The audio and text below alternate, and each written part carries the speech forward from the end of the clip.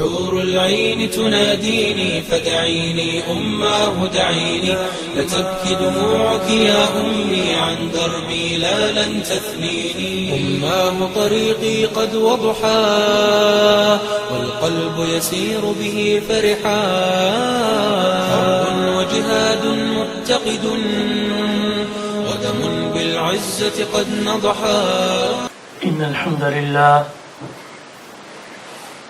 والصلاة والسلام على رسول الله أما بعد فأعوذ بالله من الشيطان الرجيم بسم الله الرحمن الرحيم إنا أعطيناك الكوثر فصل لربك وانحر إن شانئك هو الأبتر صدق الله العظيم اللهم صل على محمد وعلى آل محمد كما صليت على إبراهيم وعلى آل إبراهيم إنك حميد مجيد اللهم بارك على محمد وعلى آل محمد كما باركت على إبراهيم وعلى آل إبراهيم إنك حميد مجيد میرے واجب الاحترام قابل صد احترام بھائیوں، بزرگوں، دوستوں، نوجوان ساتھیوں، آج اس نشست میں ہمارا موضوع ہے مقام شفاعت۔ اللہ رب العزت فرماتے ہیں اِنَّا أَعْطَيْنَاكَ الْكَوْثَرَ، اے نبی صلی اللہ علیہ وسلم ہم نے آپ کو کوثر عطا فرمائی۔ کوثر کے بہت سارے معنی بیان کیے گئے، ان میں سے ایک معنی اے نبی صلی اللہ علیہ وسلم ہم نے آپ کو مقام شفاعت عطا فرمایا۔ آج کل ہمارے معاشرے میں ایک کنسیپشن ہے کہ شفاعت کا کنسیپشن یہ ہے کہ نبی، ولی، کتب، ابدال وہ اللہ کے ہاں اتنا بڑا مرتبہ اور مقام رکھتا ہے کہ جب وہ اللہ کے سامنے کوئی بھی سفارش کرے تو زبردستی وہ منوا سکتا ہے رب العالمین سے، اور پھر یہ امید شفاعت رکھنے والا بندہ ان لوگوں کو، ان بزرگوں کو راضی کرنے کے لیے اپنے رب کو چھوڑ دیتا ہے اور یہ کہتا ہے کہ بزرگوں کو راضی کر لو، اعمال صالحہ کرنے کی ضرورت نہیں ہے، کل اللہ کے ہاں وہ سفارش کریں گے، ہم جنت میں چلے جائیں گے۔ لا الہ الا اللہ۔ اس حقیقت کو بیان کرنے سے پہلے شفاعت کا معنی سمجھ لیجئے۔ شفاعت شفیع سے بنا ہے۔ شفیع کا معنی جوڑنا، ملانا، جفت بنانا، اور اس طرح کے اندر شفاعت کہتے ہیں کہ کسی کمزور آدمی کی مدد کے لیے کسی طاقتور کا ساتھ مل جانا، اور چونکہ کمزور آدمی کے ساتھ جو ہے وہ بہادر آدمی، طاقتور آدمی ملتا ہے، اسے شفیع کہتے ہیں، اور جس کی شفاعت کی جائے عربی کے اندر اسے مشفوع کہتے ہیں۔ اور شریعت اسلامیہ کے اندر، اصطلاح شریعت کے اندر شفاعت کہتے ہیں اللہ کے حکم سے کسی نبی کا، ولی کا، کسی بزرگ کا اللہ کے حکم سے کسی گنہگار کے لیے قیامت کے دن شفاعت کرنا۔ لا الہ الا اللہ۔ رسول اللہ صلی اللہ علیہ وسلم نے فرمایا کہ دنیا کے اندر جب تم رہن سہن کرو، دنیا کے اندر تم زندگی بسر کرو، اشفعوا توجروا، فرمایا کہ شفاعت کرو، سفارش کیا کرو، اس لیے کہ اس سفارش پر اللہ رب العزت تمہیں اجر عطا فرمائیں گے۔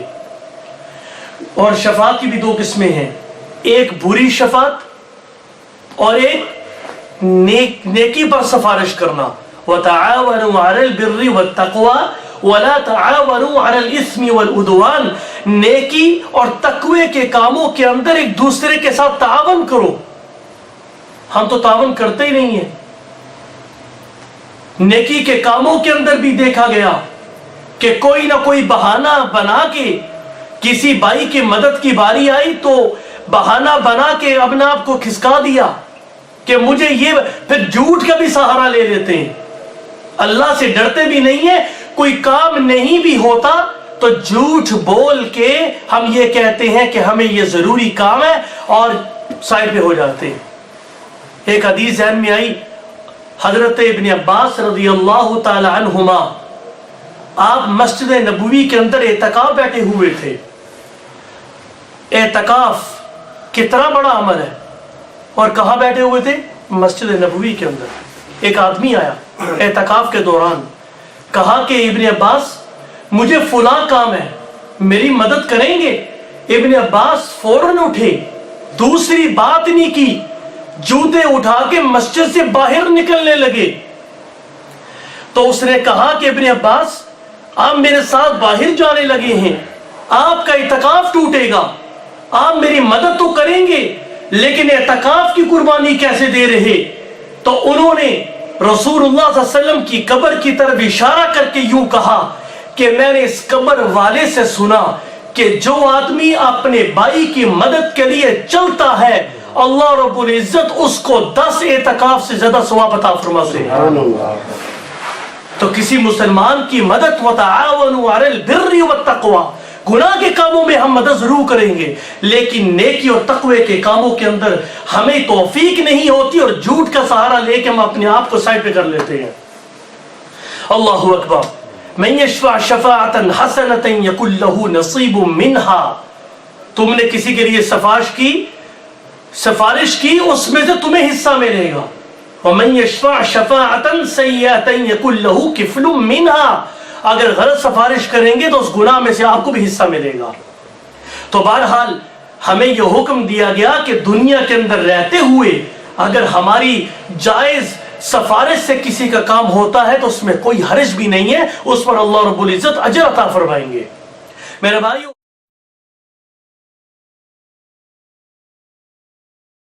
جو حقیقت ہے اس کو بیان کرنے سے پہلے ایک جھلک ہی سنتے جائیے۔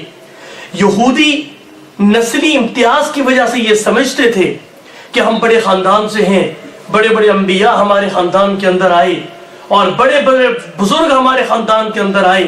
پہلی بات تو یہ ہے کہ اللہ رب العزت نے ہمیں عذاب کے اندر مبتلا کرنا ہی نہیں ہے، کیونکہ ہمارے پاس ایک ایسے بزرگ ہیں، وقالت الیہود عزیر ابن اللہ، یہودیوں نے کہا کہ عزیر اللہ کے بیٹے ہیں، وہ تو اللہ کے بیٹے ہیں۔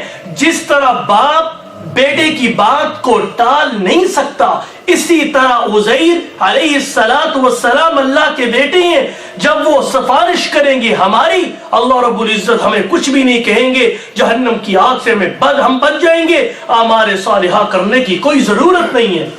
پھر کہتے تھے کہ اس تعلق کی وجہ سے نحن ابناء اللہ واحباؤ، ہم اللہ کے محبوب ہیں، ہم اللہ کے بیٹے ہیں۔ ظاہرہ عزیر کی وجہ سے ہمارا تعلق بھی اللہ کے ساتھ بن گیا۔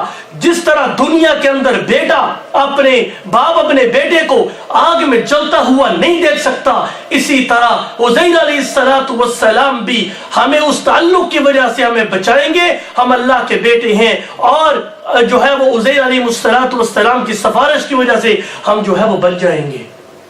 قرآن نے رد کیا، واتقوا یوما لا تجزی نفس عن نفس شیئا ولا يقبل منها شفاعت ولا يؤخذ منها عدل ولا هم ينصرون، فرمایا اس دن سے ڈرو جس دن کوئی کسی کے کام نہیں آئے گا۔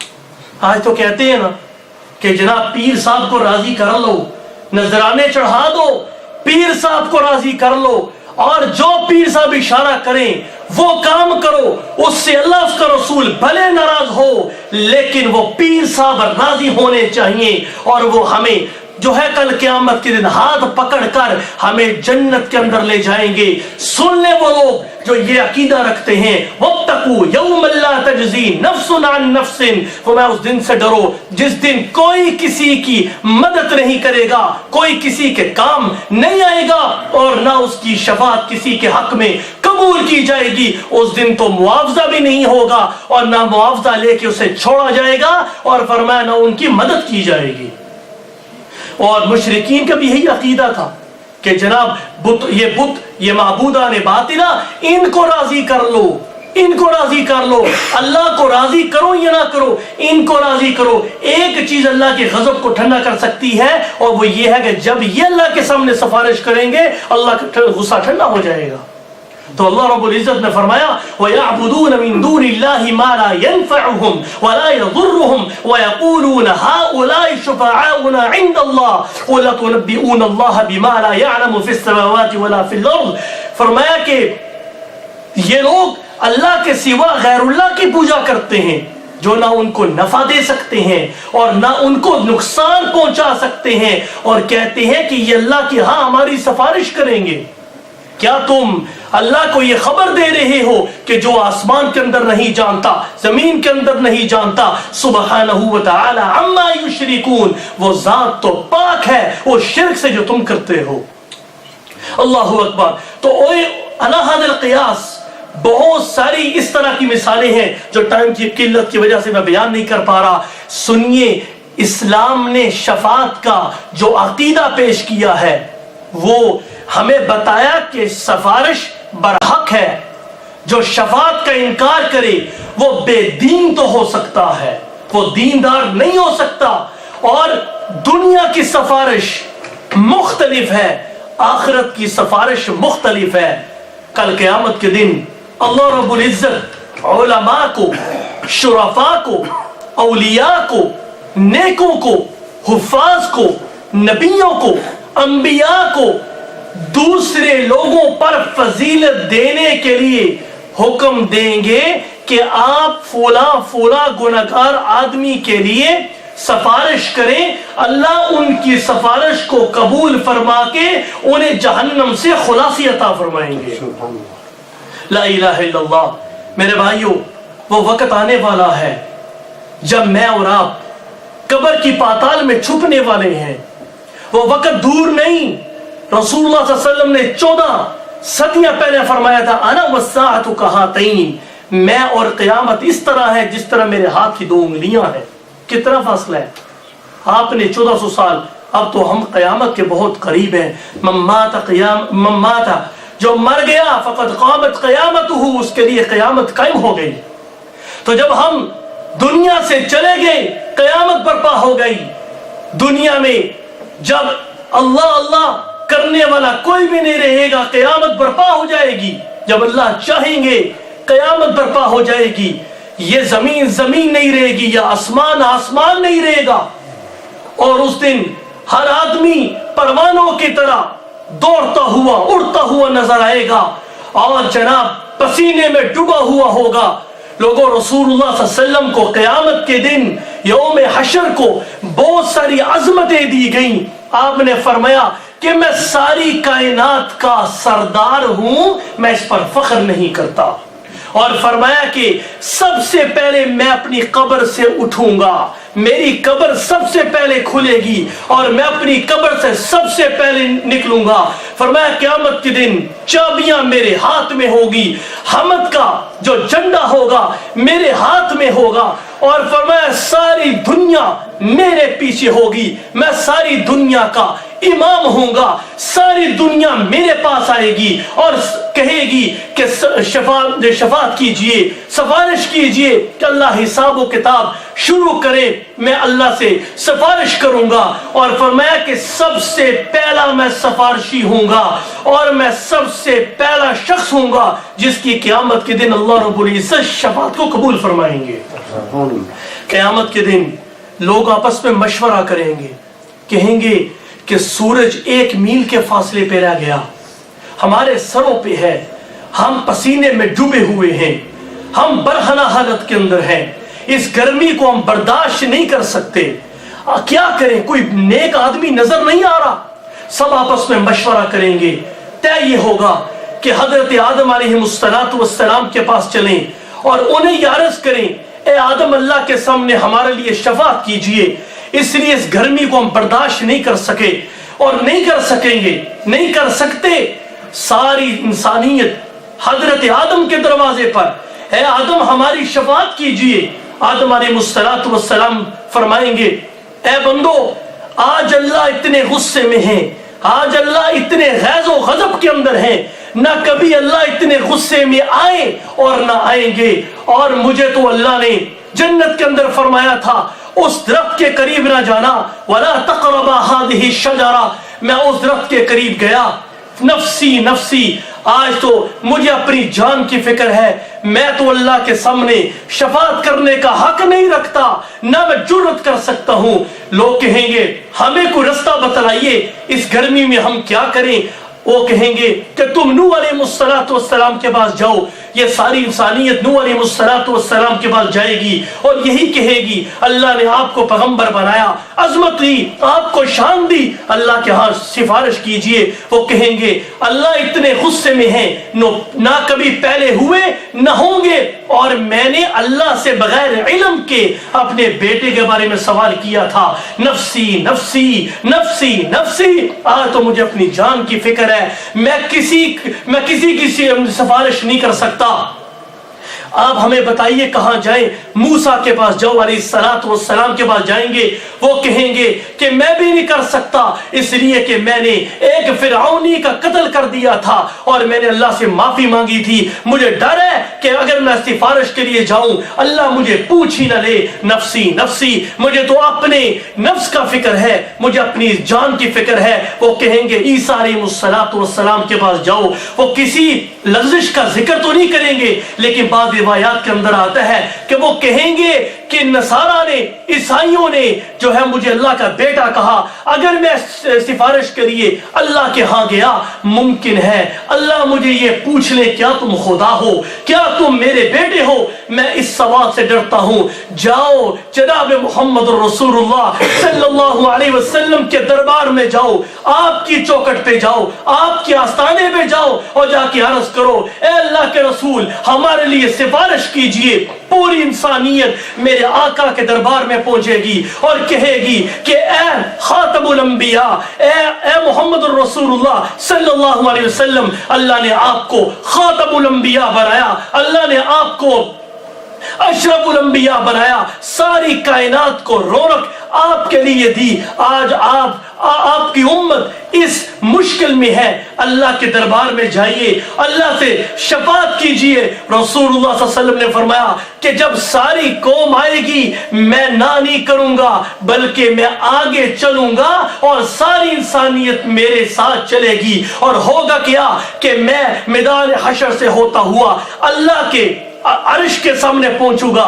سجدہ ریز ہو جاؤں گا، اپنے سر کو سجدے میں رکھوں گا اور اللہ میرے دل کے اندر اپنی تعریف اور توصیف کے ایسے ایسے کلمات ڈالے گا، لا الہ الا اللہ۔ میں نے قیامت تک ایسی تعریف اللہ کی نہیں کی ہوگی۔ جب میں اللہ کی تعریف کرتا جاؤں گا کہیں بہت دیر گزر جائے گی، اللہ رب العزت جو ہے محبت کا اظہار فرماتے ہوئے، اظہار محبت فرماتے ہوئے کہیں گے ارفع راسک، اے میرے پیغمبر، اے میرے سونے، اپنے خوبصورت چہرے کو اٹھا، ایسے چہرے کو اٹھا جو چاند سے بھی زیادہ خوبصورت ہے، ایسے چہرے کو اٹھا کہ جس چہرے کے سامنے سورج کی کرنیں بھی ماند پڑ جائیں، ایسے چہرے کو اٹھا جس کو دیکھنے کے لیے جناب ثوبان بھی بےتاب نظر آتے تھے، صحابہ بےتاب نظر آتے تھے۔ اس خوبصورت چاند سے خوبصورت چہرے کو اٹھائیے، سل توتا، آج سوال کیجئے، آپ کا رب آپ کے سوال کو پورا کرے گا۔ وشفع تشفع، آج آپ سفارش کیجئے، آپ کی سفارش کو خدا پورا کرے گا۔ لوگوں وہ نبی کتنا کریم ہے، وہ نبی کتنا مہربان ہے۔ کل قیامت کے دن سارے انبیاء، سارے نبی کہہ رہے ہوں گے نفسی نفسی، اے اللہ ہماری جان، اے اللہ ہماری جان۔ اس دن اللہ رب العالمین کے نبی جناب محمد الرسول اللہ صلی اللہ علیہ وسلم، میرا اور آپ کا نبی کہہ رہا ہوگا ربی امتی ربی امتی، مولا میری امت، مولا میری امت، مولا میری امت، میری امت سجدے میں اللہ رب العزت جو ہے وہ ان کو القاء کریں گے. اس کے بعد آپ صلی اللہ علیہ وسلم نے فرمایا کہ سارفع راسی، میں اپنے سر کو اٹھاؤں گا اور کہوں گا ربی امتی امتی. جب میں رٹ لگاؤں گا ربی امتی امتی کی تو اللہ فرمائیں گے اے نبی صلی اللہ علیہ وسلم آپ کی امت میں سے جو لوگ بغیر حساب کتاب کے جن کا فیصلہ ہو چکا ہے کہ جنت میں جائیں گے، جنت کے دائیں دروازے سے انہیں جنت میں لے جائیے. دعا ہے کہ اللہ رب العزت ہم سب کو بغیر حساب و کتاب کے جنت میں لے جائے، ان لوگوں کے اندر ہمارا شمار فرمائے کہ جو بغیر حساب و کتاب کے جنت میں جائیں گے. اور حضور صلی اللہ علیہ وسلم نے فرمایا کہ جنت کے دونوں دروازوں کے درمیان اتنا فاصلہ ہے کہ جتنا مکہ اور یمن کے شہر حمیر کے درمیان ہے. اور فرمایا کہ وہ لوگ جنت میں جائیں گے. بہرحال حضور صلی اللہ علیہ وسلم کی شفاعت سے بہت سارے لوگ جنت میں چلے جائیں گے. جب بہت سارے امتی، اور سب سے پہلے جو حساب و کتاب شروع ہوگا وہ امت محمدیہ کا شروع ہوگا صلی اللہ علیہ وسلم. اور فرمایا جب بہت سارے لوگ جنت میں چلے جائیں گے اس کے بعد آپ کی نظر پڑے گی آراف کے مقام پر، مقام اصحاب الاعراف. کہ آراف وہ مقام ہے جنت اور جہنم کے درمیان، حجاب کے بالائی حصے کو آراف کہتے ہیں. اور بہت سارے قول آراف کے بارے میں. مشہور قول یہ ہے کہ جن لوگوں کے اعمال برابر ہوں گے یا نیکیاں اور برائیاں برابر ہوں گی، وہ جو ہے وہ ادھر کھڑے ہوں گے. اور فرمایا کہ جب نظر پڑے گی حضور صلی اللہ علیہ وسلم پھر سجدے میں گر جائیں گے اور جناب اللہ کی حمد و توصیف کریں گے، اللہ ان کو بھی بخش دیں گے. فرمایا کہ جب وہ جنت میں جائیں گے اس کے بعد جن لوگوں نے کبیرہ گناہ کیے ہوں گے وہ جہنم میں جل رہے ہوں گے، اللہ کے نبی صلی اللہ علیہ وسلم سفارش کریں گے، اللہ کہیں گے جائیے جہنم سے جن لوگوں نے کبیرہ گناہ کیے ہیں انہیں نکال لیجئے اور نکال کے انہیں جنت میں لے جائیے. پھر رسول اللہ صلی اللہ علیہ وسلم نے فرمایا کہ میں دیکھوں گا کہ میرے امتی جہنم کی آگ میں جل رہے ہیں تو میں پھر حاضر ہوں گا اللہ کے دربار میں اور کہوں گا ربی امتی ربی امتی، مولا میری امت کے لوگ جہنم کی آگ میں جل رہے. اللہ فرمائیں گے کہ جو کہ دانے کے برابر اگر کسی کے دل کے اندر کلمہ موجود ہے، ایمان موجود ہے اور اس نے تصدیق کی ہے میرے وجود کی اور آپ کی نبوت کی، اسے جہنم سے نکال کر جنت میں داخل فرمائیے. کہیں گے وہ سارے لوگ لے جاؤں گا. پھر تیسری مرتبہ میں دیکھوں گا کچھ لوگ پھر جل رہے ہیں، میں اللہ کے دربار میں حاضر ہوں گا، پھر حمد و توصیف کروں گا. اللہ فرمائیں گے کہ رائی کے دانے کے تیسرے حصے کے برابر بھی اگر کسی کے دل کے اندر ایمان ہے، اے میرے نبی صلی اللہ علیہ وسلم اسے بھی جنت میں لے جائیے. حضور صلی اللہ علیہ وسلم نے فرمایا کہ چوتھی مرتبہ جب میں جاؤں گا اللہ کی حمد و توصیف کروں گا، اللہ ربی امتی میرے امت کے لوگ جل رہے، تو اللہ فرمائیں گے اے نبی صلی اللہ علیہ وسلم آپ کو سفارش کرنے کی ضرورت نہیں ہے. میں خدا کو میرے بلند مقام کی قسم، مجھے میری عظمت کی قسم، مجھے میرے جلال کی قسم، مجھے میرے شان کی قسم، جس کے سینے کے اندر لا الہ الا اللہ محمد رسول اللہ موجود ہے، میں اپنی رحمت سے اسے جہنم سے نکال کر جنت میں داخل کروں گا. لا الہ الا اللہ. سفارش کی بات شروع ہو گئی. ایک دو حدیثیں آپ کا ذوق تازہ ہو تو سناتا چلوں پھر بات ختم کروں گا. رسول اللہ صلی اللہ علیہ وسلم نے فرمایا کہ جن لوگوں کے چھوٹے چھوٹے بچے بچپن میں فوت ہو جائیں، نابالغی کے اندر فوت ہو جائیں، اور فرمایا کہ وہ لوگ صبر کریں، کل قیامت کے دن وہ بچے اللہ کے ہاں سفارش کریں گے. رسول اللہ صلی اللہ علیہ وسلم کے ایک صحابی کہتے ہیں کہ آپ علیہ السلام کے دربار میں ایک صحابی حاضر ہوا کرتے تھے اور ان کے ساتھ ایک چھوٹا سا بچہ بھی آتا تھا. آپ بڑی شفقت فرماتے. کافی دنوں سے وہ بچہ حاضر نہ ہوا تو وہ آپ نے سوال کیا اس آدمی سے آپ کا بچہ کہاں ہے؟ اس نے عرض کی اے اللہ کے رسول وہ بچہ فوت ہو چکا ہے. آپ نے فرمایا کیا تم پسند نہیں کرتے ہو کل قیامت کے دن جنت کے جس دروازے پہ تم جاؤ تم اپنے بیٹے کو پاؤ، تم اپنے بیٹے کو اپنے سامنے پاؤ۔ وہ کہنے لگے اللہ کے رسول میں ضرور میں یہ چاہتا ہوں کہ کل قیامت کے دن میں جنت کے دروازے پر اپنے بچے کو پاؤں۔ ایک صاحب عرض کرنے لگے اے اللہ کے رسول کیا یہ اس کے ساتھ خاص ہے؟ آپ نے فرمایا نہیں، قیامت تک آنے والے جتنے بھی میری امتی ہیں اگر ان کی نابالغی کے اندر کوئی بھی بچہ فوت ہو جائے اور وہ اس پر صبر کرے، کل قیامت کے دن وہ بچہ اللہ کے ہاں سفارش کرے گا، اللہ اس کی سفارش کو قبول کر کے شخص کو جنت میں عطا فرمائیں گے۔ لا الہ الا اللہ۔ ایک آخری جلکی بھی سن لیجئے، کل قیامت کے دن اللہ رب العزت بچوں کو فرمائیں گے بچوں یہ سامنے جنت ہے، یہ جنت کے دروازے ہیں، ان دروازوں میں سے داخل ہو جاؤ، یہ جنت کی نعمتیں تمہارا مقدر ہیں، وہ جنت میں نہیں جائیں گے۔ اللہ رب العزت سب کچھ جانتے ہوئے فرمائیں گے بچوں کیا بات ہے، جنت کے دروازے تمہارے لیے کھلے ہیں، یہ جنت تمہارا مقدر ہے، جاؤ داخل ہو جاؤ۔ اے اللہ ہم نہیں جائیں گے، ہمارے والدین تو باہر کھڑے ہیں، ہم جنت میں کیسے جائیں؟ آپ صلی اللہ علیہ وسلم نے فرمایا اللہ رب العزت ان بچوں کے والدین کو ان بچوں کے ساتھ جنت میں داخل فرمائیں گے۔ پھر آپ نے فرمایا اس ذات کی قسم، اس ذات کی قسم جس کے قبضہ قدرت میں میں محمد الرسول اللہ صلی اللہ علیہ وسلم کی جان ہے، آپ نے فرمایا ساقط شدہ حمل اپنی ماں کو نال کے ساتھ کھینچتا ہوا جنت میں لے جائے گا جب اس نے صبر کیا ہو۔ اگر کسی عورت کا حمل گر گیا اور فرمایا کہ وہ جو نالی ہوتی ہے، وہ جو ناف کے ساتھ بندی ہوتی ہے، فرمایا وہ ماں کے ساتھ بندی ہوگی اور وہ کھینچ کر ماں کو جنت میں اندر لے جائے گا۔ اللہ رب العزت سے دعا ہے کہ اللہ رب العزت ہم سب گنہگار ہیں، اس میں کوئی شک نہیں ہے۔ مولا ہم تیرے سامنے دست بدعا ہیں، گنہگار ہیں، سیاہکار ہیں، کوئی اعمال نہیں ہے، کل قیامت کے دن ہمیں بغیر حساب و کتاب کے جنت میں داخل فرما۔ ہمارے پاس کوئی عمل نہیں ہے ہم تیرے سامنے، لیکن ایک عمل ہے، وہ ہے ایمان جو تیرے سامنے پیش کرتے ہیں، تیرے نبی کی امتی ہیں۔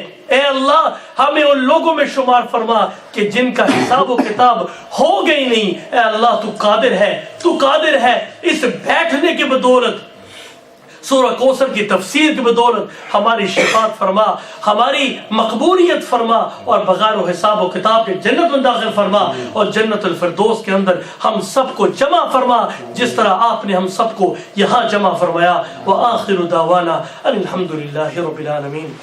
حور العين تناديني فدعيني أماه دعيني، لتبكي دموعك يا أمي عن دربي لا لن تثنيني. أماه طريقي قد وضحا والقلب يسير به فرحا، حرب وجهاد متقد ودم بالعزة قد نضحا.